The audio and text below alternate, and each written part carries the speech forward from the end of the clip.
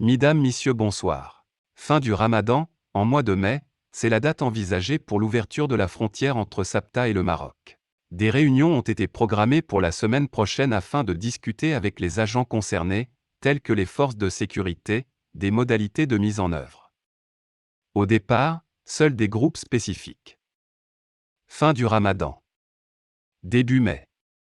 C'est la date que le gouvernement espagnol envisage pour l'ouverture progressive de la frontière de Beb-Sabta, dans le cadre des négociations consensuelles qui se déroulent entre les deux pays, et en recherchant également un moment symbolique important pour de nombreuses familles, comme la fin de ce mois sacré. Il est clair, comme l'ont confirmé des sources officielles à El Faro de Sabta, que l'on va opter pour une entrée progressive. Tous ceux qui veulent aller au Maroc, ou vice-versa, ne pourront pas le faire, mais un groupe spécifique.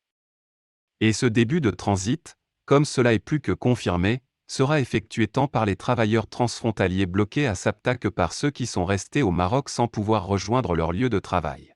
La délégation gouvernementale elle-même, avec Salvadora Mateos à sa tête, s'est engagée à s'occuper des centaines de personnes qui ont été les protagonistes de l'un des drames de cette fermeture de frontières. Les décisions à prendre doivent être approuvées entre les deux pays. Dans les prochains jours de la semaine prochaine, des réunions auront lieu avec les différents secteurs qui ont beaucoup à dire sur l'ouverture du Beb-Sabta. Les forces de sécurité seront les premières, car elles doivent disposer des moyens de base pour que, 2 ans plus tard, un nombre très précis de personnes puissent entrer et sortir. Car elles ne commenceront qu'avec des hommes et des femmes qui ont une relation contractuelle et qui devront mettre à jour la documentation qu'ils n'ont pas pu renouveler au Bureau des étrangers, ainsi que s'inscrire à la sécurité sociale.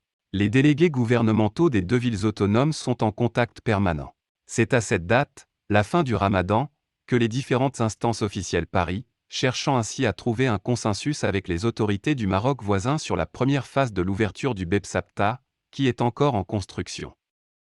Ensuite, on progressera vers le plein fonctionnement d'une frontière qui aspire à laisser derrière elle les périodes de tiers-mondisme et à inclure un bureau de douane commerciale applaudi par le front politique et le front des affaires, dont la mise en œuvre a été évoquée publiquement par le président du gouvernement, Pedro Sánchez, à l'issue de la réunion avec Mohamed VI à Rabat. La prolongation officielle de la fermeture des frontières est datée du 30 avril, comme indiqué dans le journal officiel de l'État espagnol, en réponse aux conditions liées à la pandémie. Au-delà, il y en a encore d'autres de nature politique, comme celle qui vise à trouver un consensus sur les critères dans les deux pays pour commencer à canaliser le transit terrestre. Après la reprise des liaisons maritimes pour les passagers ce mardi et la même chose pour les véhicules le lundi 18 avril.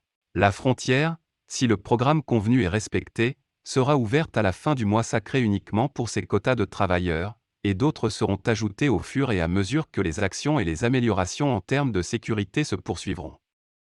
L'opération de franchissement du détroit, qui fonctionnera en 2022, n'est pas encore finalisée et doit être définie, en précisant, par exemple, comment elle passera par Sabta. Il reste 2 semaines pour finaliser tous les détails si l'on veut que cette première date soit respectée dans la majeure partie des phases, en coordonnant toujours cette ouverture avec celle de la frontière de Melilla, qui a connu la même manifestation mercredi soir que Sabta pour forcer une ouverture imminente. Dans son profil sur les médias sociaux, la porte-parole du Mouvement pour la dignité et la citoyenneté, Fatima Hamidoken, a demandé à la délégation d'informer en temps utile afin que personne ne joue avec le désespoir des gens, exigeant qu'il n'y ait pas d'ambiguïté sur cette question.